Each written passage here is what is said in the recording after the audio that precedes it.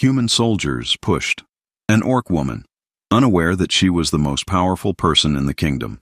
The tavern smelled like three things: stale ale, unwashed soldiers, and the particular kind of tension that happens when people with swords have been drinking since noon.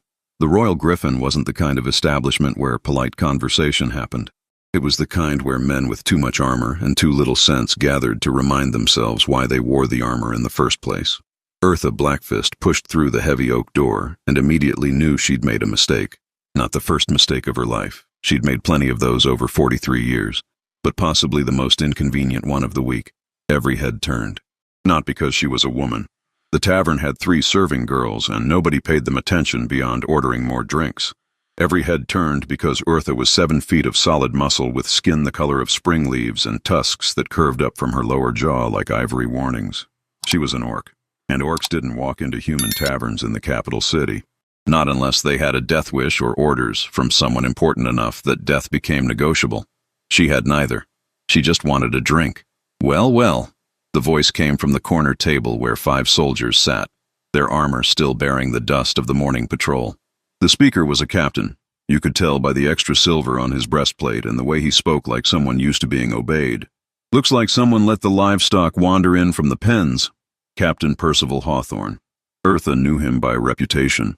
20 years in the King's Guard, 17 battle commendations, 0 experience not being an absolute waste of good armor. He had the kind of face that suggested his mother had been disappointed from birth. Narrow, pinched, with eyes set too close together like they were trying to share secrets his brain didn't deserve to know.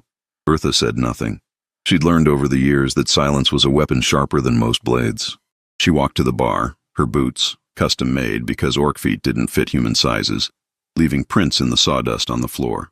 "Hey, Greenskin." Hawthorne stood up. His chair scraped against the floor with the kind of sound that makes everyone in a room stop pretending they're not watching. "I asked you a question." "No," Eartha said quietly, not turning around. "You made a statement. A stupid one, but a statement nonetheless." The serving girl behind the bar, a thin woman with the exhausted look of someone who'd seen this scene play out too many times, froze with a tankard in her hand. Her eyes went wide. Not with shock, with recognition. And something that might have been hope if hope wasn't such a dangerous thing to feel in a room full of armed men who'd been drinking. "What did you just say?" Hawthorne's voice went up half an octave. That's what always happened with men like him. The moment their authority got questioned, their voices climbed like they were looking for backup in the higher registers. Eartha turned slowly, deliberate, the kind of movement that said she wasn't scared, wasn't running, and if this was about to become a problem, she wanted everyone to see exactly how it started.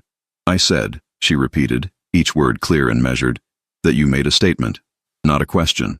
If you're going to insult someone, Captain, at least have the intellectual consistency to know what grammatical form you're using."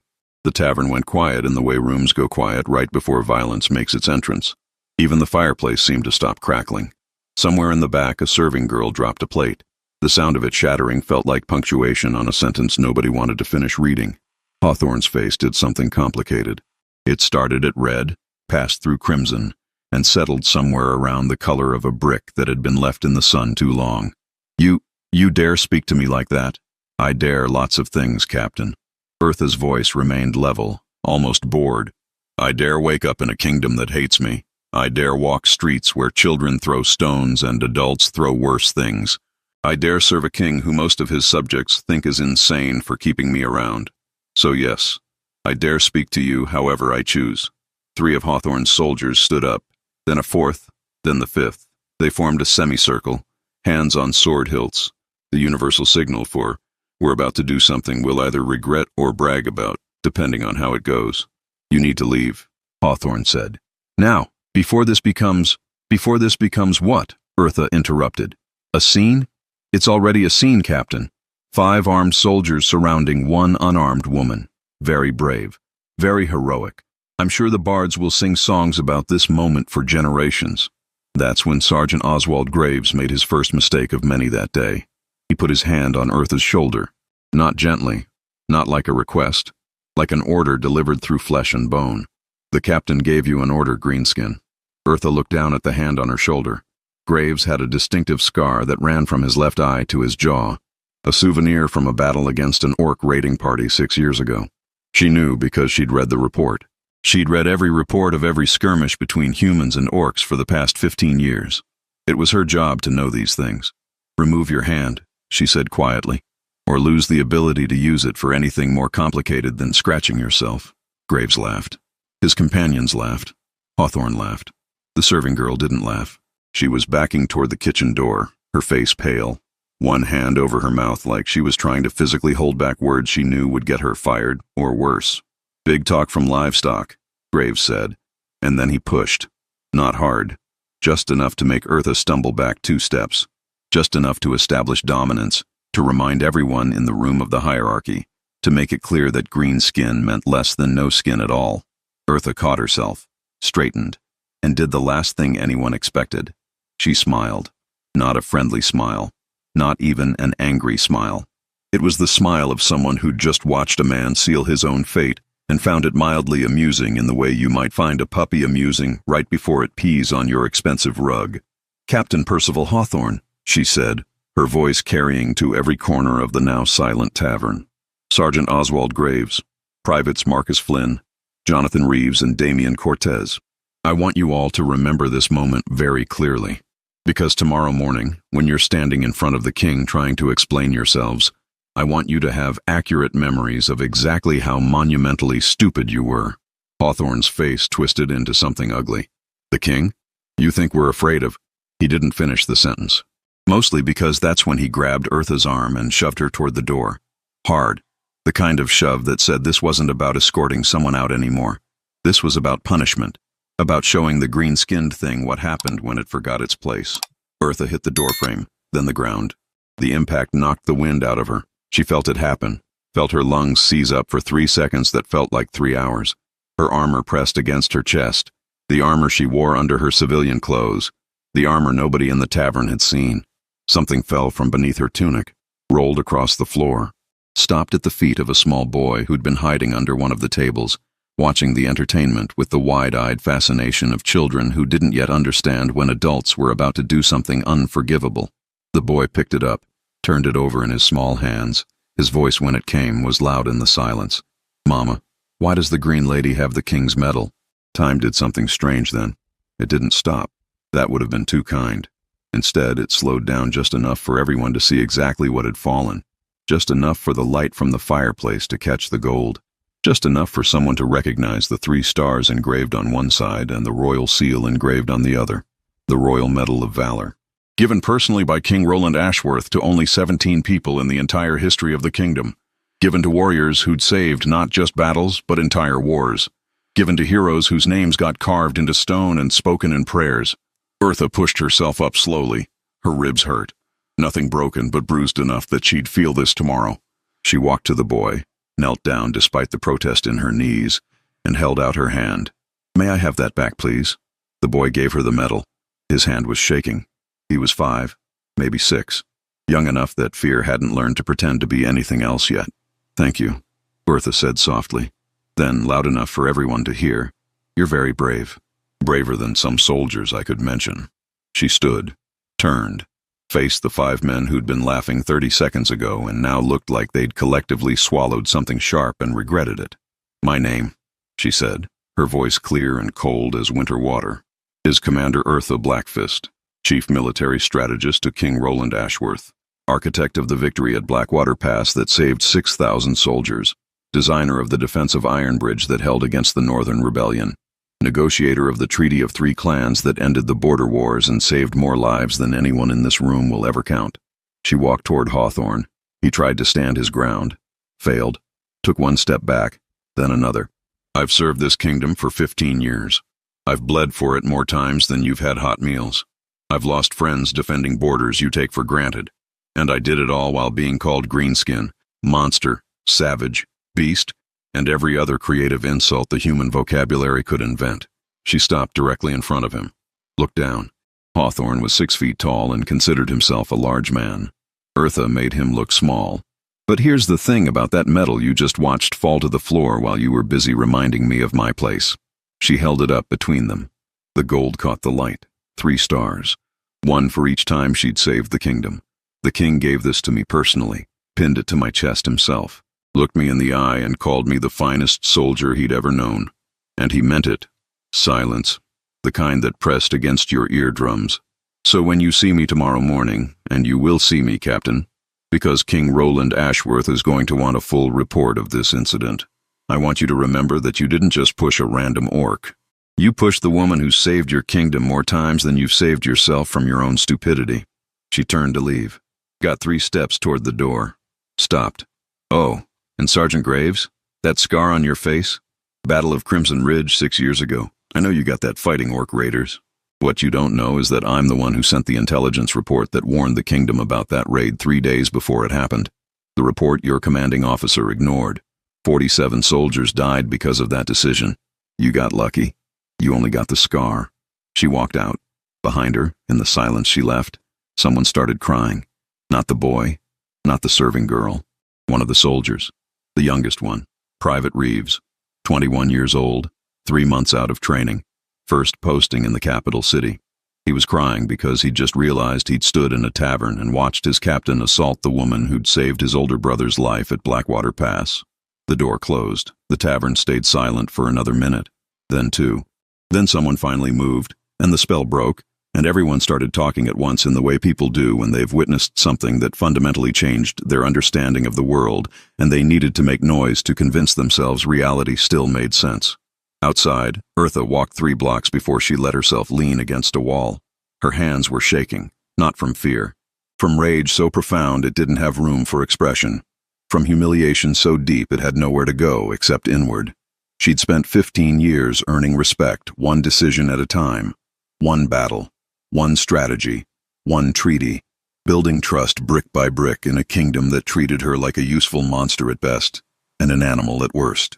And it took 5 drunken soldiers 30 seconds to remind her that none of it mattered, that she'd always be green first, and everything else second. She touched the metal through her tunic, felt its weight, remembered the day the king had given it to her. The throne room had been empty except for the 2 of them. No ceremony, no public recognition. He'd apologized for that, said his court wouldn't accept it, said he had to protect her by keeping her achievements quiet. Protection. She'd laughed at the word then. She wasn't laughing now. Eartha pushed off the wall, started walking toward the palace. She had a meeting with the king in an hour anyway. Something about the eastern border and supply routes. Just another day of serving a kingdom that needed her brain but hated her existence. Tomorrow she'd deal with Captain Hawthorne and his merry band of idiots. Tonight she had work to do, because that was the thing about being the most powerful person nobody believed in. You didn't stop working just because people reminded you of your place. You kept working in spite of it. And eventually, maybe not today, maybe not this year, but eventually, they'd understand that the greatest threat to the kingdom wasn't the orc standing in front of them. It was losing her. King Roland Ashworth was 72 years old and tired of being 72 years old. His knees hurt. His back hurt.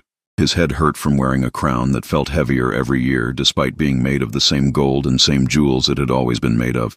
Physics didn't care about metaphor, but his neck certainly did. He was also tired of his war council. Specifically, tired of watching them argue about the same things they'd argued about for the past decade while pretending these were new arguments that required fresh consideration. The eastern border is vulnerable, Lord Pemberton said. Again. Lord Pemberton said this at every meeting. The eastern border could be made of solid diamond, and Lord Pemberton would find a way to call it vulnerable. We need to station 3 additional regiments. We don't have 3 additional regiments, Lady Beatrice Winters interrupted. She was the king's senior advisor, and the only person in the room who Roland actually trusted to tell him the truth instead of what sounded good in court. We barely have the 2 regiments we already stationed there, unless you're suggesting we conjure soldiers out of... The door opened. Eartha walked in. She was late, which was unusual. Eartha was never late. She operated on a personal schedule that made the sun look imprecise. Roland noticed immediately that something was wrong, not just wrong. Disaster-shaped wrong. He'd known Eartha for 15 years. Could read her body language better than he could read his own son's. Right now she was walking like someone who'd decided not to kill anyone, but was keeping the option warm just in case. "Commander," he said carefully, "you're late. Apologies, Your Majesty." Her voice was flat, professional, the tone she used when she was a half-degree away from doing something that would require explanations. "I was delayed by a situation at the Royal Griffin Tavern." The War Council went quiet. "You didn't mention taverns in strategic meetings unless something significant had happened there. Like a fire. Or a murder? Or both? What kind of situation? Roland asked. The kind where 5 of your soldiers decided that assault and public humiliation were appropriate responses to an orc requesting a drink. The temperature in the room dropped about 15 degrees. Roland set down the supply report he'd been pretending to read. Explain. Urtha did, calmly, methodically, like she was describing troop movements instead of describing being shoved to the ground by men who were supposed to protect the kingdom she helped defend. By the time she finished, Lord Pemberton looked like he'd swallowed a live eel. Lady Beatrice had her hand over her mouth. 3 other council members were suddenly very interested in the table in front of them. Roland stood up.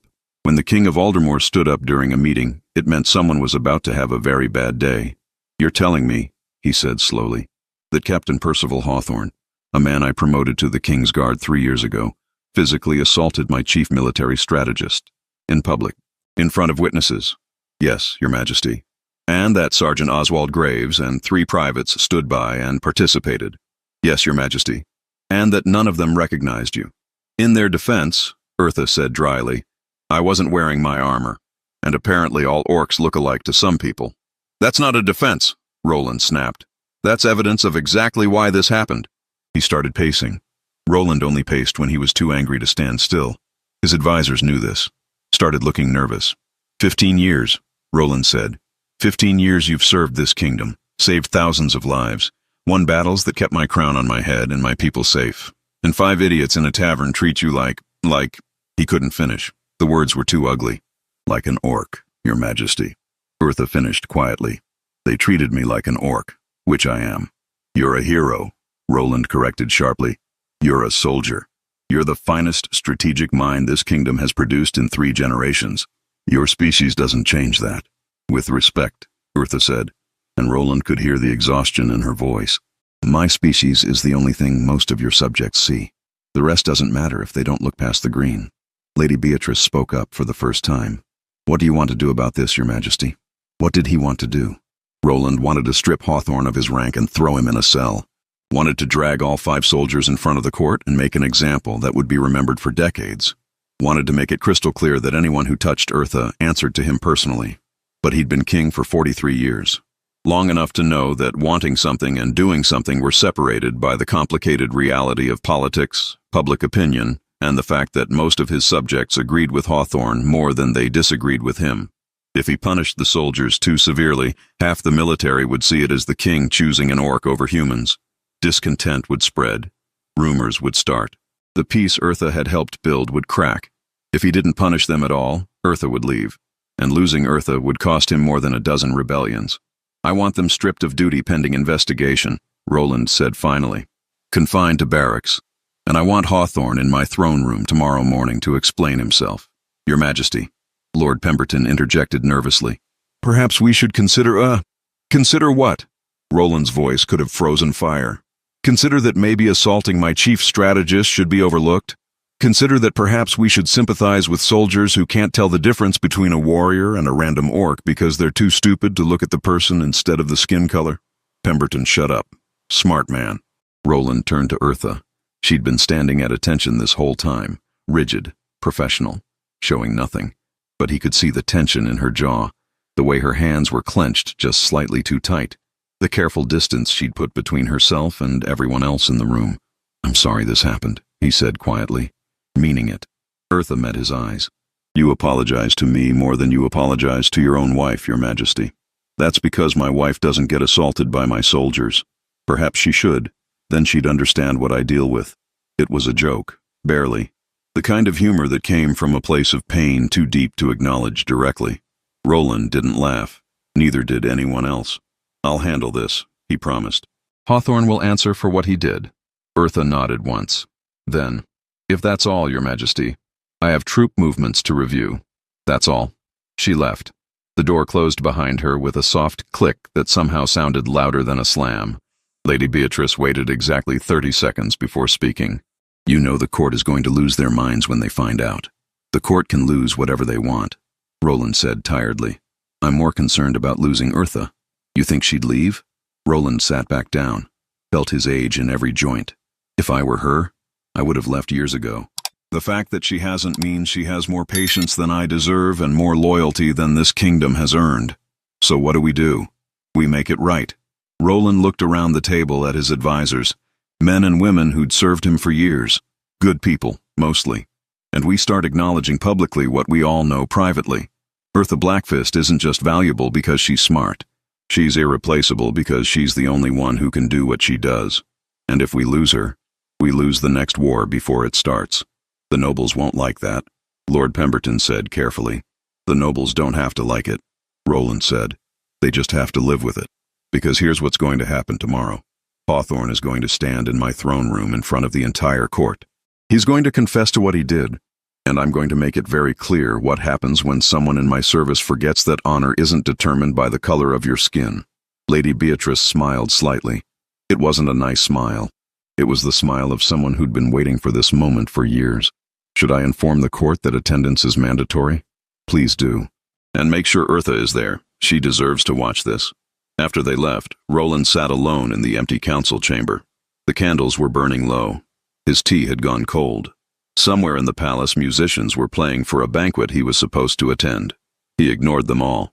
Instead, he thought about a morning 15 years ago when a young orc woman had walked into his throne room and offered her services to a kingdom that hated her. She'd been 28 years old. Brilliant. Desperate. Her clan had been destroyed in the border wars. She had nowhere else to go.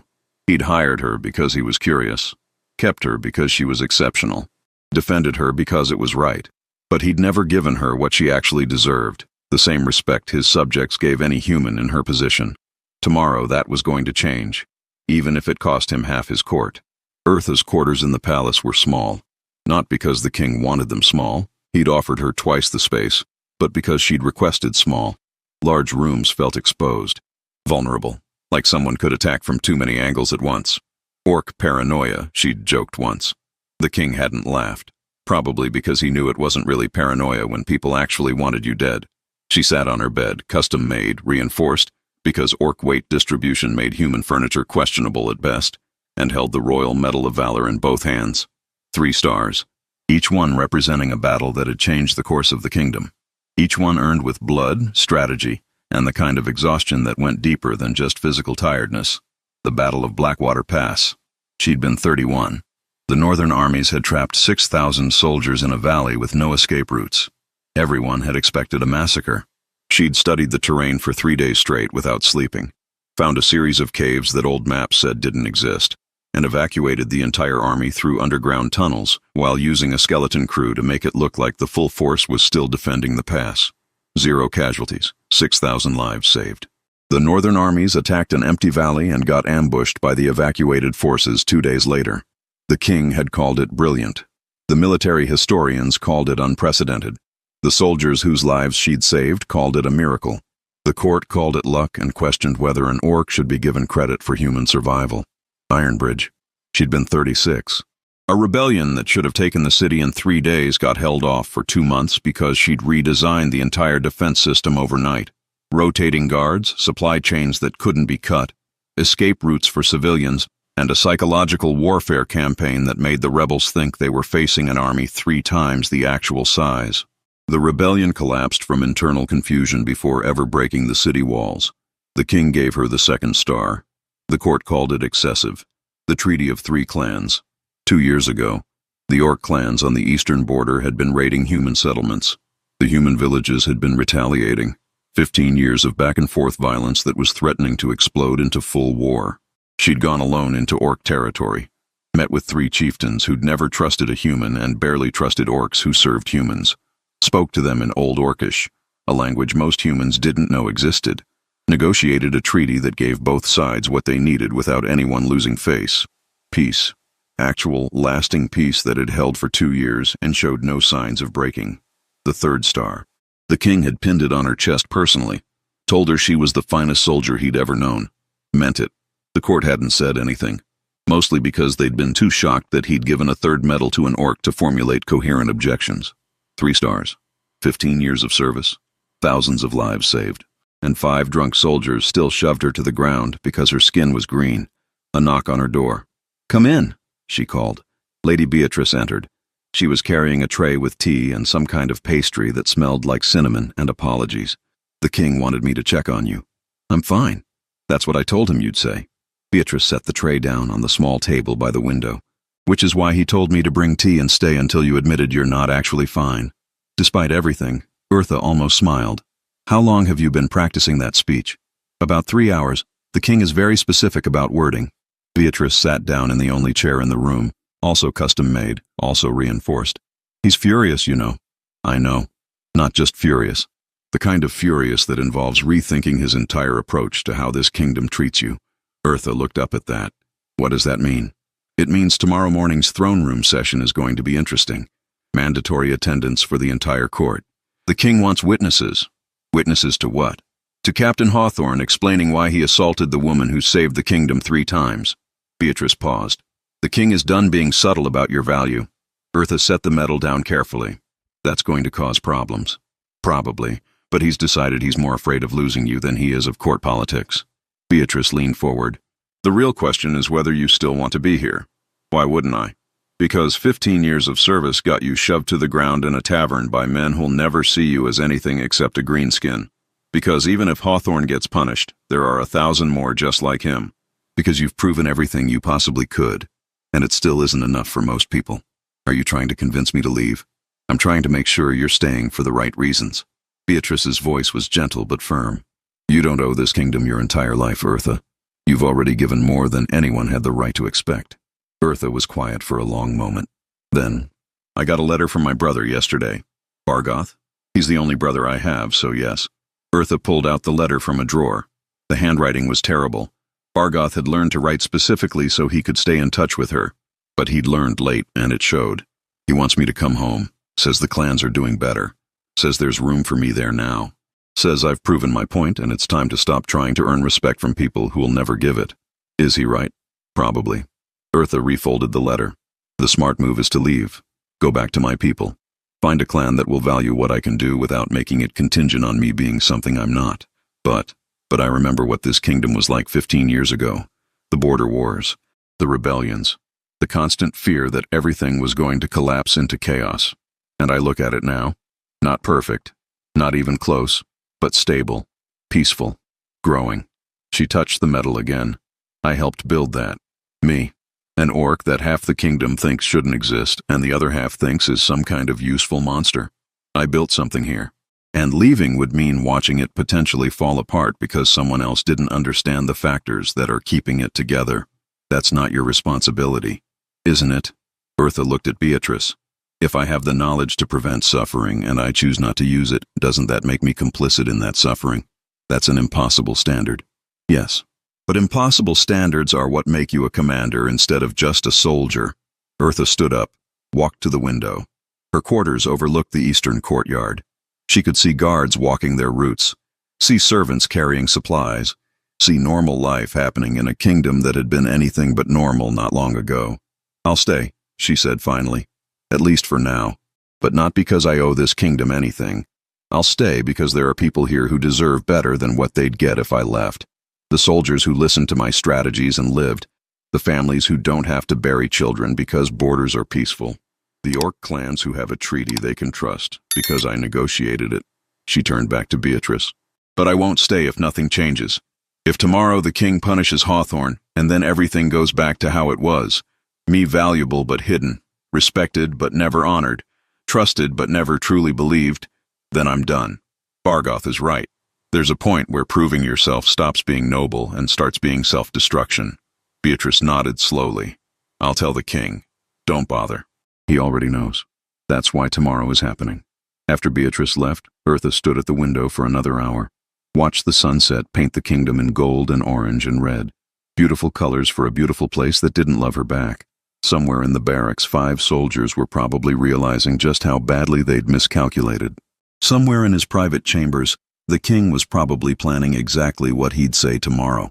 Somewhere in the court, nobles were probably already sharpening their opinions about why an orc getting assaulted wasn't really that significant. Tomorrow would be interesting. Tomorrow would tell her whether she'd wasted 15 years or built something worth the cost. Tomorrow the kingdom would have to choose. Not between humans and orcs. That was too simple. They'd have to choose between the comfortable prejudice they'd always known and the uncomfortable reality that their salvation had green skin and tusks. Bertha had a guess which way they'd choose, but she'd been wrong before. And hope, despite being stupid and probably pointless, kept showing up anyway. She touched the medal one more time. 3 stars. 3 chances the kingdom had been given to die. 3 times she'd saved it. Tomorrow, she'd find out if they deserved a 4th. The throne room at dawn was a specific kind of beautiful. Light came through the high windows at angles that made the ancient stones look almost ethereal, dust motes drifting like tiny spirits. Everything quiet before the chaos of court politics began. Captain Percival Hawthorne wasn't appreciating the beauty, mostly because he was too busy appreciating the magnitude of exactly how destroyed his career was about to become. He stood in the center of the room, still in full armor but without weapons. Those had been confiscated when he'd been dragged from the barracks at midnight, and informed that the king wanted him in the throne room at dawn. Full court attendance mandatory. Prepare to explain yourself. Sergeant Oswald Graves stood next to him. Then Privates Flynn, Reeves, and Cortez, all 5 of them. All looking like men who'd collectively realized they'd made a mistake that was about to be measured in units of the rest of your life. The court filed in slowly. Nobles in formal dress, advisors looking grave, military officers who wouldn't meet Hawthorne's eyes. He'd served with some of them, trained with others. Now they were looking at him like he was a stranger. Lady Beatrice Winters entered and took her position near the throne. Lord Pemberton followed. The full war council, everyone who mattered in the kingdom's decision-making. Then King Roland Ashworth walked in, 72 years old and somehow looking taller than he had any right to be. The crown sat on his head like it had been grown there. His formal robes, red and gold, the traditional colors of Aldermore, seemed to absorb light rather than reflect it. He sat on the throne. The room went completely silent. Captain Percival Hawthorne. The king's voice carried to every corner. You've been summoned to explain an incident that occurred yesterday at the Royal Griffin Tavern. Please, enlighten the court. Hawthorne swallowed. His throat was dry. Every word he'd practiced in his cell last night evaporated like morning fog. Your Majesty, Let me help you. The king's voice wasn't loud. Didn't need to be. You assaulted an unarmed woman in a public establishment. You shoved her to the ground. You did this in front of witnesses, including a child. Does that sound accurate? The woman was an orc, Your Majesty. I didn't realize... Didn't realize what? Roland interrupted. Didn't realize that orcs have the same rights as any subject in my kingdom? Didn't realize that assault is assault regardless of the victim's species?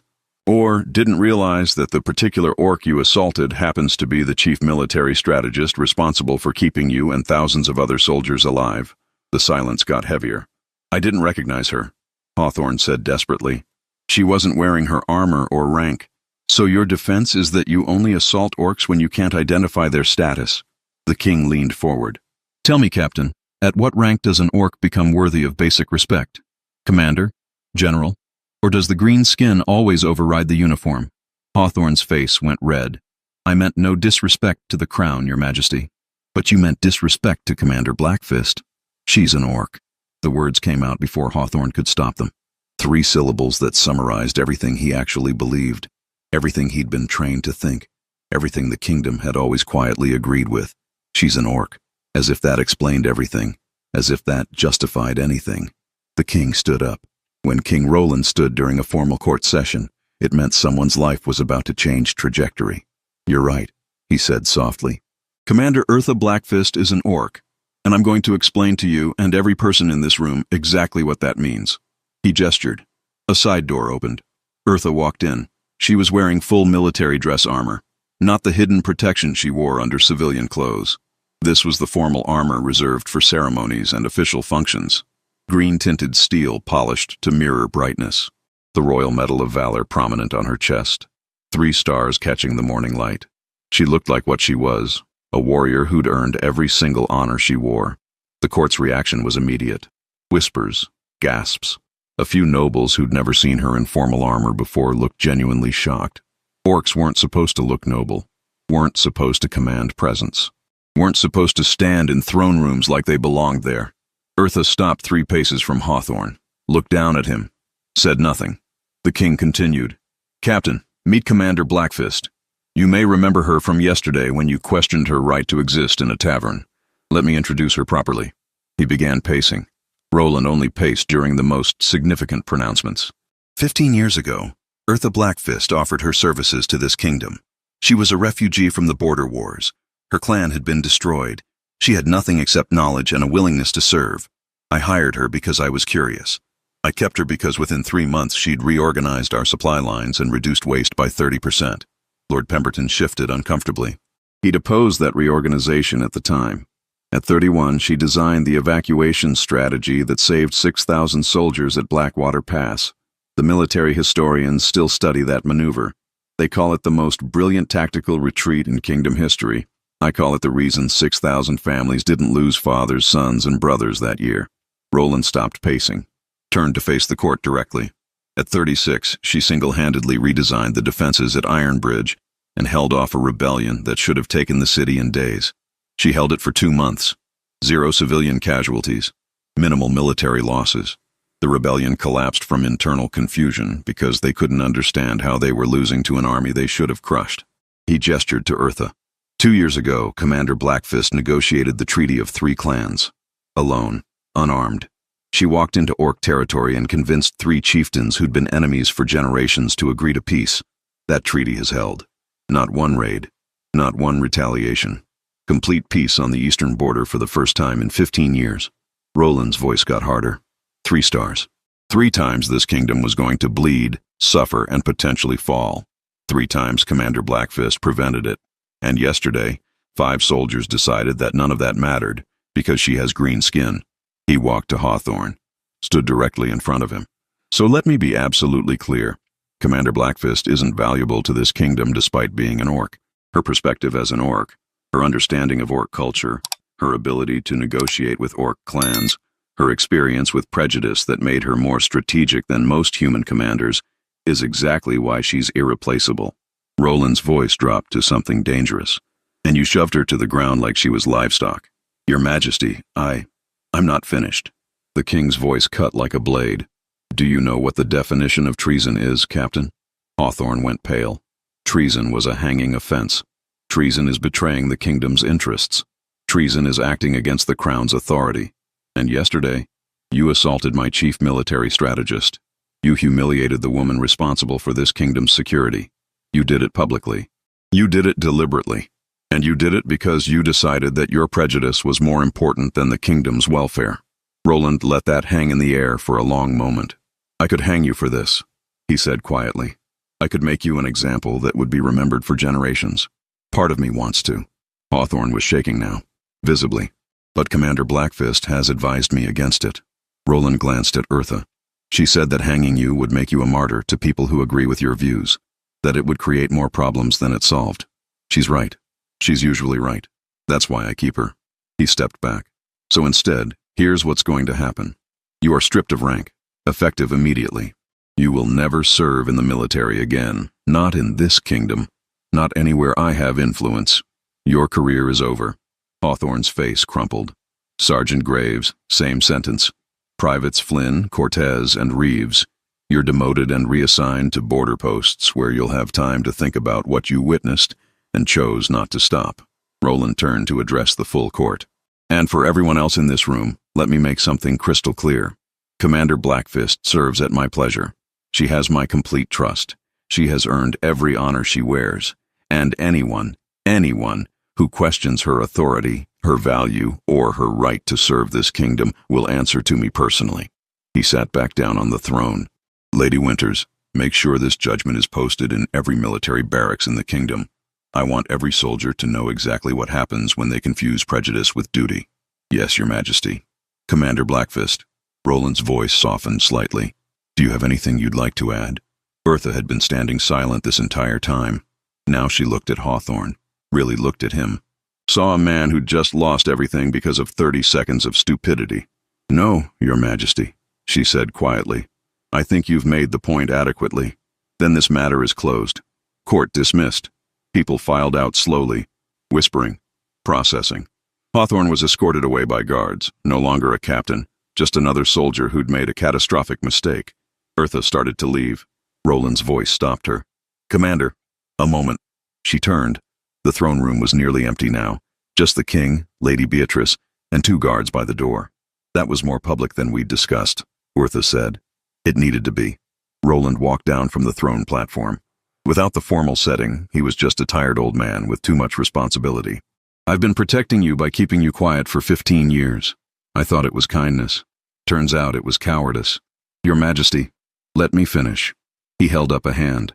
I've let this kingdom treat you like a useful secret because I was afraid of what would happen if I forced them to acknowledge you properly. But yesterday proved that keeping you hidden doesn't actually protect you. It just gives people like Hawthorne permission to pretend you don't matter. He pulled something from his robes, another medal. This one was larger than the 3 stars. It was the Royal Seal of Service, the highest honor the kingdom could bestow. It was given to advisors, generals, and officials whose contributions fundamentally shaped the kingdom's future. Only 32 people in the kingdom's entire history had received it. None of them had been non-human. Kneel, Roland said. Eartha stared at the medal, then at the king. Your Majesty, you don't have to. I'm not doing this because I have to. I'm doing it because I should have done it years ago. His voice was firm. Kneel, Commander. She knelt. The stones were cold under her knee. Roland placed the medal around her neck. It was heavy, heavier than the other 3 combined. Not because of the medal, because of what it meant. By the authority vested in me as King of Aldermore, I name you Royal Advisor of Military Affairs. Your counsel is no longer a courtesy I extend. It's a requirement of my office. You will attend all war councils. Your strategies will be implemented.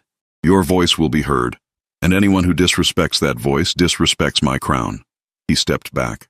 Rise, Royal Advisor Blackfist. Eartha stood. The medal caught the light. She could feel its weight against her chest, could feel 15 years of quiet service suddenly becoming very loud visibility. The court is going to lose their minds, she said. Let them. They've had 15 years to figure out that you're essential. If they haven't learned by now, maybe loud is what they need. Roland smiled slightly. Besides, I'm 72. I don't have time for subtle anymore. Lady Beatrice approached, looking pleased with herself. I've already drafted the formal announcement. It'll be posted throughout the kingdom by sunset. Eartha touched the new medal. 4 honors now. 3 for battles saved. 1 for a career recognized. This makes me a target, Your Majesty. You've been a target for 15 years. Now you're a target with official protection and the authority to do something about it. Roland's expression sobered. I can't change how every person in this kingdom sees you, Eartha, but I can change how they're required to treat you. And that's a start. After they left, Eartha stood alone in the throne room. The morning light had shifted. It was nearly midday now. Outside, the kingdom was continuing. Markets opening, guards changing shifts, life happening in all the ordinary ways life happened when kingdoms weren't collapsing. She thought about Bargoth's letter, his offer to come home, his certainty that she'd proven her point and it was time to stop fighting. Maybe he was right, but maybe proving a point and building something permanent were 2 different goals. Maybe 15 years of quiet competence had laid groundwork that could finally become something more. Or maybe she was just making excuses for why she couldn't let go of a kingdom that had taken everything from her and given back just enough to keep her hoping. She touched all 4 medals. Each one a piece of history. Each one bought with blood and brilliance and the kind of patience that felt less like virtue and more like self-sacrifice. Tomorrow the announcements would go out. Tomorrow every soldier in the kingdom would know that an orc had been named Royal Advisor. Tomorrow, the real test would begin. But today, just for today, she let herself feel something that had been absent for too long. Pride. Not the arrogant kind. Not the kind that came from defeating enemies or winning battles. The quiet kind that came from knowing you'd built something that would outlast you. The kind that said, I mattered, not just as a useful tool. As a person whose contributions were recognized, honored, and made permanent. 4 medals. 15 years of service. 1 kingdom that finally admitted it needed her. It wasn't perfect. It wasn't a fairy tale ending where prejudice disappeared and everyone learned to love orcs. Most people would still see her green skin first and everything else second, but now they'd have to respect it. Not because they wanted to, because the king had made it mandatory. Progress. Slow, imperfect, frustrating progress that came in inches instead of miles. But progress nonetheless. Eartha walked out of the throne room into sunlight. The guards at the door saluted. One of them, a young soldier she didn't recognize, held the door open and said, Morning, Royal Advisor. Royal Advisor. The title felt strange, heavy, like armor that hadn't been broken in yet. She nodded to the guard, kept walking. She had work to do. The eastern border still needed attention. Supply routes still needed optimization. The treaty with the orc clans still required maintenance. Being recognized didn't mean stopping. It just meant the work would be slightly easier now, slightly less lonely, slightly more likely to actually change things instead of just maintaining them. She passed a group of nobles in the hallway. They saw her, saw the new medal. Their expressions went through complicated gymnastics: shock, recognition, calculation, reluctant acceptance. One of them, a lord she'd seen in war councils but never spoken to directly, bowed slightly. Royal advisor. It wasn't much, but it was something. A seed planted, water on stone, change happening in increments too small to see but too persistent to ignore. Eartha kept walking. She had meetings, strategies to review, a kingdom to help protect. And now, finally, she had the title to match the work she'd been doing all along. Green skin, 4 medals, 15 years of service, the most powerful person in the kingdom that nobody had believed in. Until now. If this story challenged how you see strength and sacrifice, hit that subscribe button. Drop a like if you believe power is earned through actions, not assumptions. And share this with someone who needs to remember that the most dangerous warriors are the ones you underestimate. In a kingdom built on assumptions, one woman proved that true power doesn't ask for permission. It earns respect, one battle at a time. Blood doesn't define loyalty, actions do. And in the end, the bravest choice isn't fighting for those who see you. It's serving those who refuse to, until they have no choice but to look.